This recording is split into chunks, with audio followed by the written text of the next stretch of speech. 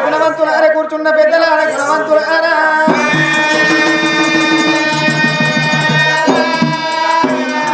అలనాటి ఎత్తలు ఇలనాటి కథలు భారత భాగవతం మత్వ పురాణం విద్య బుద్ధి కాదు చదువు సాత్వికం కాదు అమ్మ చేసిన చల్ల బిందెల మోతాదు నమ్మిన చల్ల రేపెల్లవాడా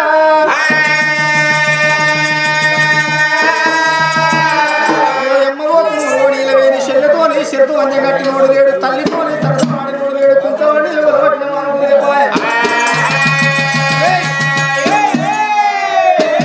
కథ పేరు నల్ల పోసమ్మ కథ నాట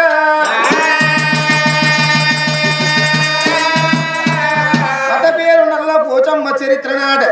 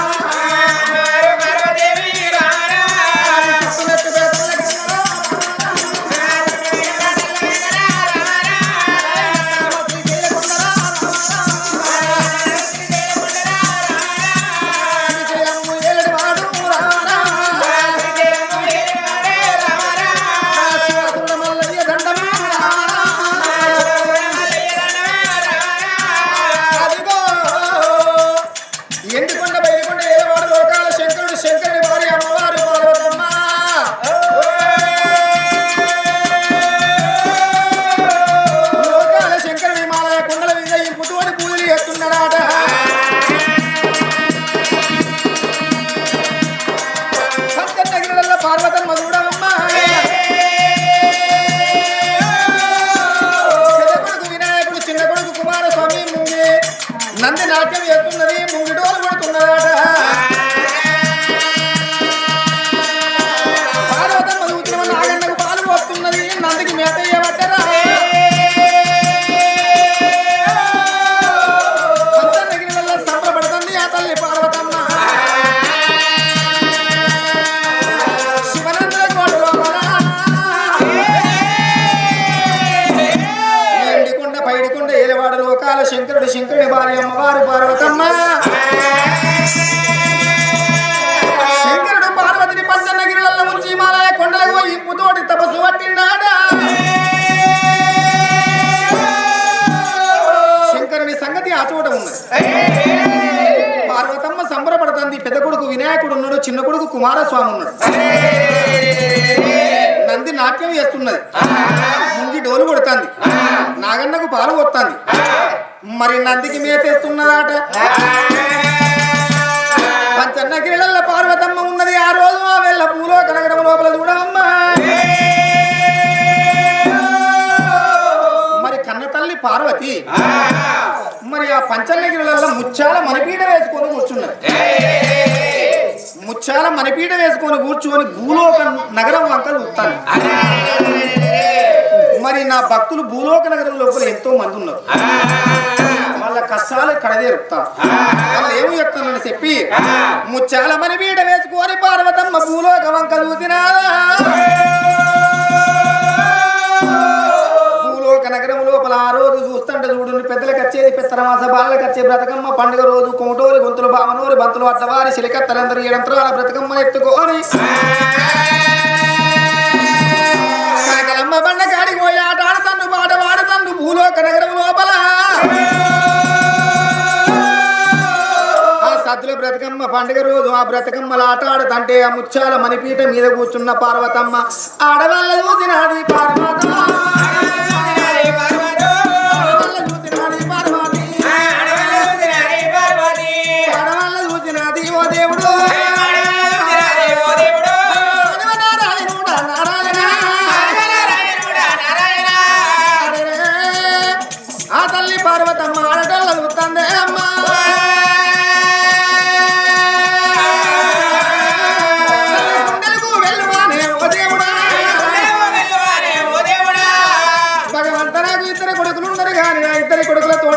బిడ్డుంటాయి వల్ల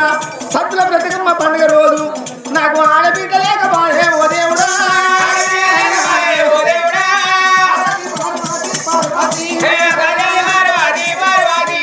కుంకుమకాల పెట్టే పార్వత కలకల కలకల కన్నీరు తీస్తాను ఎవరాల చూడుంది అమ్మాని పిలిపించుకొని ఆడతనమే అది పాడుతనం అంటారు ఆడదానికి సంఖ సాటుంటేనే శంకరం లేదంటారు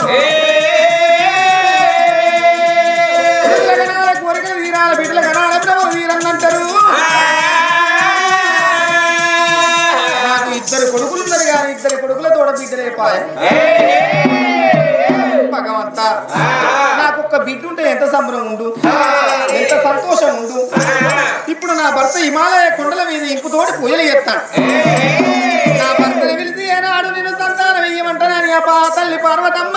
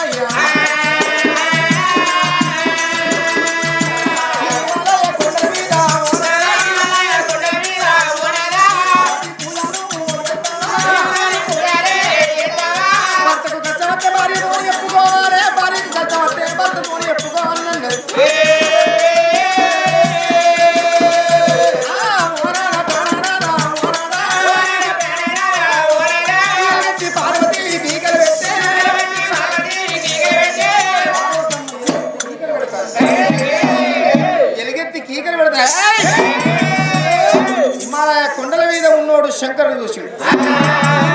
అబ్బబ్బా పార్వతమ్మ ఏనాడు నా భార్య వెళ్తాను ఏమి బాధ కలిగిందో ఏమి కట్ట వచ్చిందో ఇప్పుడే నీ వెళ్ళిపోతుందని చెప్పి పంచన్న గిరలకు బయలుదేరి పార్వతి మేడకు బయలుదేరుతాడు కదరా నంది మీద కొలువు పంచన్న గిరల కట్టాలే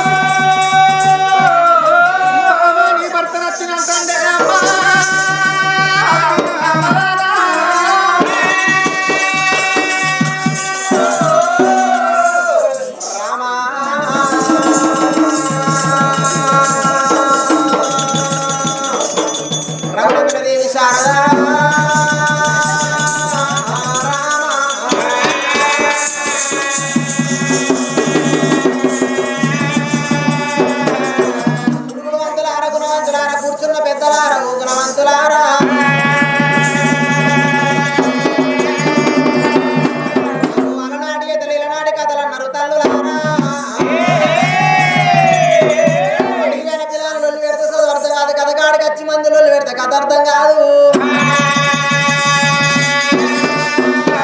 అల్లరి అయ్యకుండ్రి తల్లులారా బాల పార్వతమ్మ భర్త పరమేశ్వరు వచ్చి ఎప్పుడు పేరు పెట్టి పిలిచిండో భగవంతుని సేవ కన్నా భర్త సేవ గొప్పది పరమాత్మ సేవ కన్నా పతి సేవ గొప్పది అంటారమ్మా ఆడుకోవడానికి ఎక్కిరియ రాదు గుడ్డోడు పోవడానికి కొనిపియ రాదు సొంటు ముసలోడు మొగడానికి మూతిపోట్లు రాదు పక్కకున్నాడు పోవడానికి 10 రూపాయలు రాదేనవ్వా పార్వతమ్మ తొమ్మిది ఉతకాల చేతులలో పట్టుకొని బాలబయలు నాది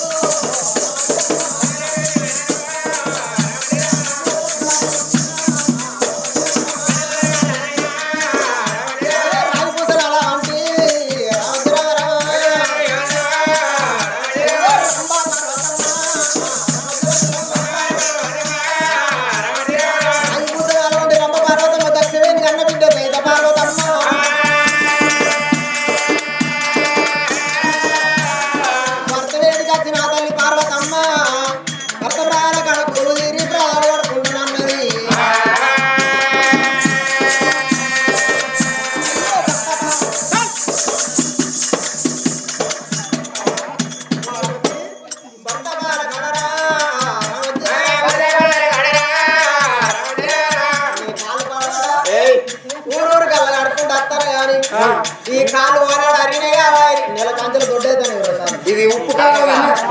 ఎన్ని చెట్టాలు రోజుకింత ముడతాం కానీ అరిగేది కాదు కరిగేది కాదమ్మా సంక్రాంతి వరకు ఇంకా కింద కింద చెట్ట ఉన్నాయి సరికి బొబ్బరి తుప్పినట్టు ఉప్పుతాన్నది ఓ నాదమ్మన్నా జాతర లేదా ఓ మనిషి కాళ్ళకెళ్ళలు చేతులకెళ్ళలు ఆడు ఏ సినిమాలో ఏ పాపం చేసిందో అది కూని కుట్టాది రోగం అంటారమ్మా నా కుట్టారుగా నీకెళ్ళడం ఈ ఊళ్ళో కొంట అది కూడా ఎప్పుడు రాస్తుందో కుష్టాది రోగం నాకు రావాలని మనసులో ఒకలాట ఉన్నది కానీ కుష్టాది రోగం వచ్చింది అనుకో కంచవేరు కావాలి మతవేరు కావాలి కంచవేరైతే బతుకాను మచ్చవేరైతే అసలు బతుకా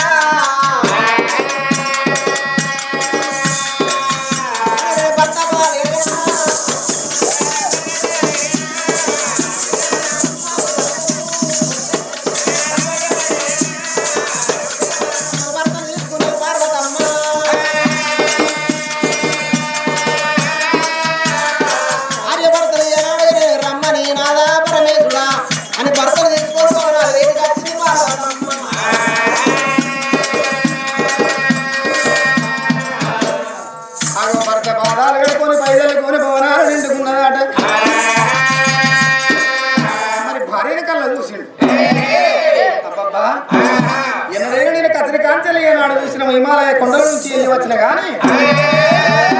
నా భర్త వస్తున్నాడు పుణ్యవాది పురుషుడు పూతల్ల దారం మెడలమని బతకం నా మేలు బంగారం వస్తున్నాడు కానీ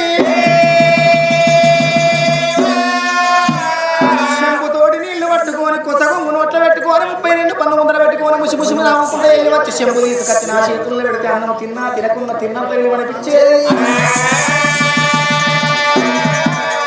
వచ్చేది రాకట్లనే ఓ బామా వచ్చేది రాకట్ల ముసలంటే ఒక వాలి పుచ్చుకున్నావు కాలు పుట్టిన మామిడు అక్కడ చిన్నవా ఎర్రంగా వండిన కొర్రన్న సన్నము తలనాళ్ళకేసుకున్నవా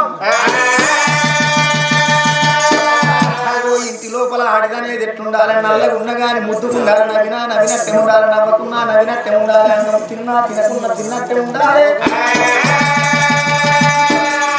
సగము కడుపుకు ఆడది అన్నది సంబరంగా ఉంటే ఆ ఇంటి లోపల సర్వ దేవతలు సంబరపడతారట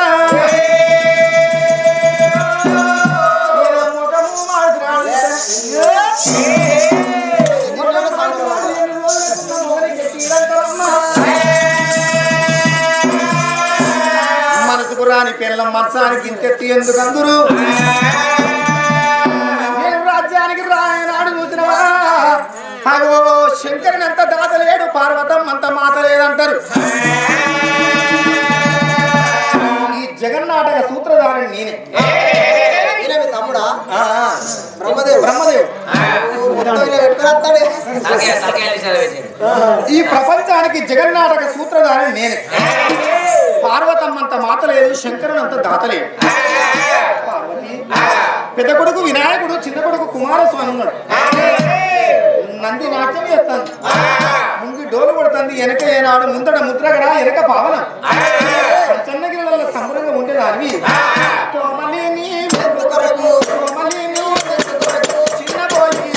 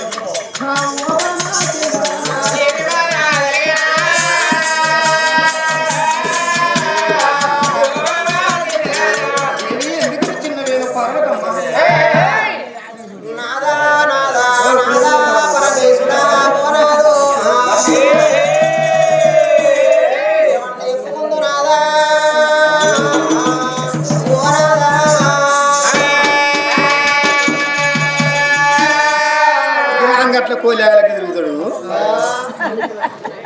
అది కూసో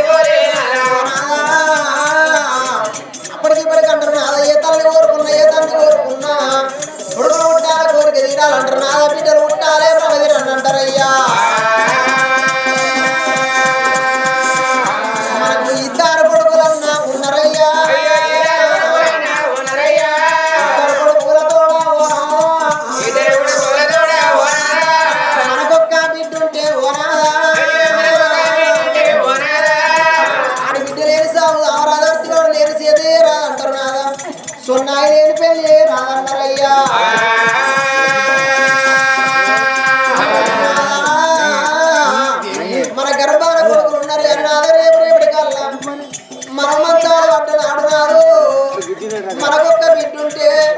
మా అమ్మ మంచంలో పడ్డది, మా నాన్న మంచంలో పడ్డడాని దగ్గర ఉరికొచ్చిన అడవిలో ఉంటే అవ్వయ్య వంపుల్లో తీసుకుపోయి అవ్వయ్యకు స్నానం మోసి అవ్వయ్యకు బట్ట కడతారు అడవిల్లరు నాదా.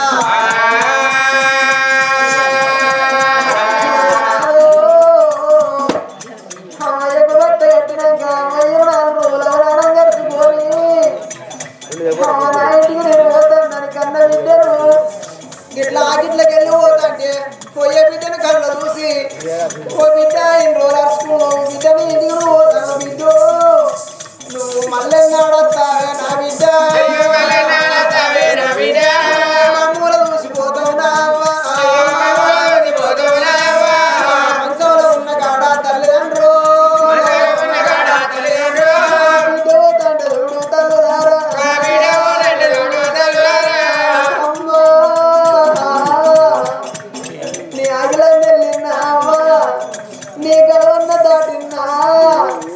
మళ్ళీ ఇప్పుడు అర్థమే బిడ్డ అమ్మ ఎందుకు ఓ బిడ్డ ఎందుకు అదే అమ్మ నువ్వు మళ్ళా వచ్చేదాకా బతుకుతానో బిడ్డ చచ్చిపోతున్న బిడ్డ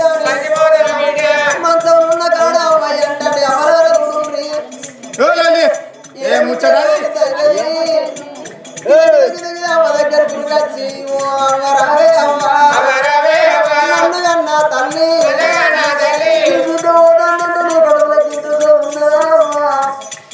అరవై 60 మంది ఉంటే తల్లారు మనసుకు మంది ఉంటుంది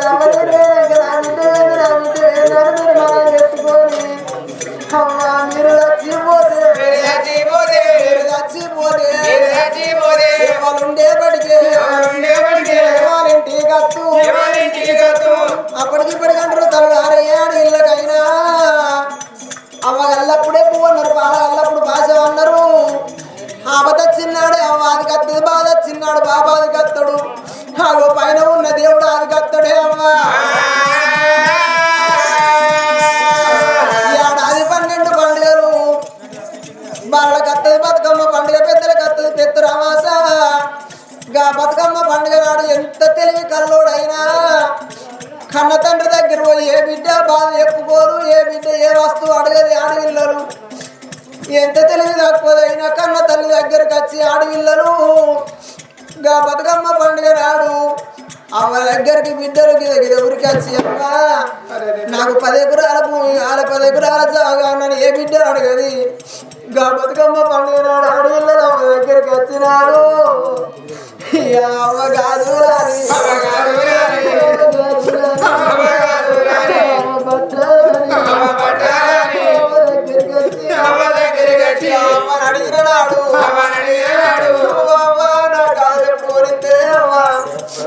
నా బిడ్డలు అమ్మమ్మ గారింటి పోతే అమ్మమ్మ బట్టలు పట్టిస్తుంది అమ్మమ్మ కాదు కోరిస్తుంది అంటే ఓ బిడ్డ నేను ఉన్నంతసేపు నా ఇంటికి రావే బిడ్డు నేను చచ్చిపోయినాక వచ్చే చూస్తానా పోయే చూస్తానంటే నేను పోకపోతే ఆమె బాధపడుతుంది అని చేసుకున్న భర్తతో మాట తీసుకొని ఆమె దగ్గరికి వచ్చుడుతోటి నా బిడ్డ నా ఇంటికి వచ్చిందని ఎవరాడుండ్రి కన్న బిడ్డలు అమ్మగారింటికి వస్తే ఏ తల్లికైనా ఆరాటం ఉంటది 500 సీర కొని కన్న బిడ్డ చేతులు పెడితే ఆ సీర కట్టుకొని మరి చేసుకొని బట్టల గుడ్లు పెట్టుకొని అత్తగారింటికి వచ్చే పండుగల్లో పోయే పండుగలు ఆ సీర కట్టుకుంటే గిసొంటి అమ్మలు కాసొంటి అక్కలు చూసి ఓ బిడ్డను మొన్న కట్టుకున్న సీర మంచుకున్న ఆ సీర నీకు ఎవరు పెట్టారు బిడ్డ అంటే నాకు పేరు దసరాకు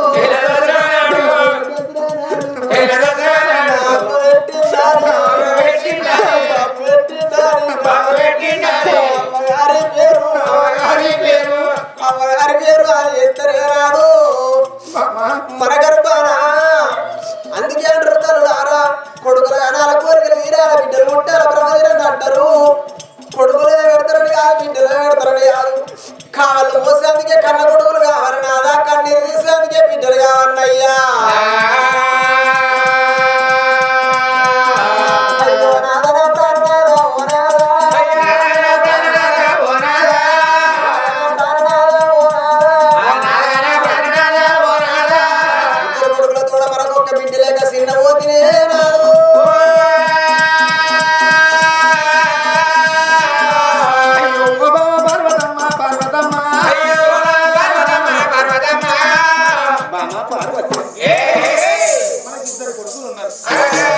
పెద్ద కొడుకు వినాయకుడు చిన్న కొడుకు కుమారస్వామి 2 కొడుకులు ఉండగా మనకు బిడ్డలు ఎందుకే లేదయ్యా ఇవాళ మాత్రం ఎందరెందరికో మాత్రం సంతానం ఇస్తాను ఎందరెందరికో మాత్రం కొడుకులు లేని కొడుకులు ఇస్తాను కొడుకులు ఉన్న మాత్రం బిడ్డలు ఇస్తాను అలా నా గర్భాన నాకు మాత్రం బిడ్డల సంతానం లేదు బిడ్డల సంతానం రామారా